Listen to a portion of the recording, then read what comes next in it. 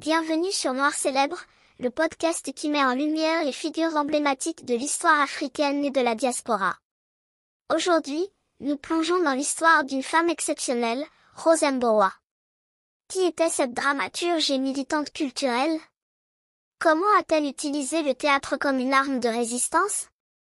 Quel est son héritage aujourd'hui? Rose Mbowa est née en 1943 en Ouganda, un pays marqué par une histoire coloniale complexe et une indépendance acquise en 1962. Dès son plus jeune âge, elle montre une passion pour les arts et l'éducation. Elle étudie à l'université de Makerere, une institution prestigieuse d'Afrique de l'Est. Elle devient professeure, écrivaine et dramaturge, utilisant le théâtre comme un outil politique et social. Elle s'intéresse aux traditions africaines, aux problèmes de genre et aux luttes postcoloniales. Son travail ne se limite pas à la scène, elle milite aussi pour l'éducation et l'émancipation des femmes en Ouganda. Dans les années 1970 à 80, l'Ouganda est plongé dans une période de dictature sous Idi Amin Dada, puis sous Milton Obote. Le pays est en crise, censure, répression, instabilité politique. Que fait Rose Mbowa? Elle choisit de ne pas se taire. Son théâtre devient une arme de lutte. Elle écrit et met en scène des pièces qui dénoncent l'oppression politique et militaire, l'exploitation des femmes, les injustices économiques et sociales. Exemple marquant. L'une de ces pièces explore les conséquences du néocolonialisme en Ouganda et critique les élites corrompues. Mais le régime en place n'aime pas les voix dissidentes. Ses œuvres sont surveillées, censurées et parfois interdites. Elle fait face à des menaces, mais elle refuse d'abandonner.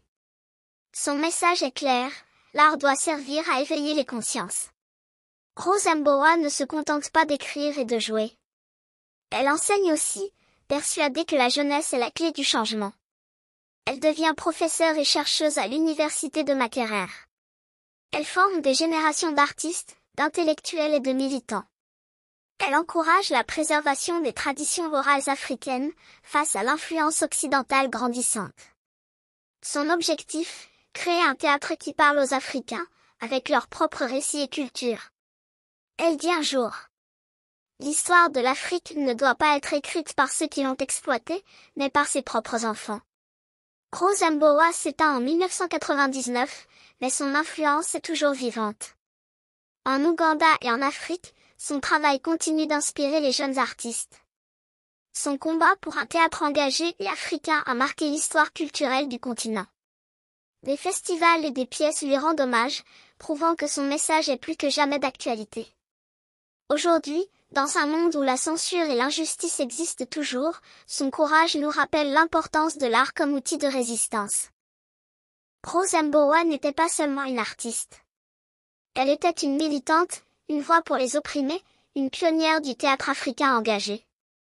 Son message est clair, l'art peut changer le monde. Alors, qu'en pensez-vous? Le théâtre peut-il encore être une arme contre les injustices aujourd'hui? Merci d'avoir écouté Noir Célèbre. Abonnez-vous, partagez et suivez-nous sur TikTok et YouTube. À bientôt pour un nouvel épisode.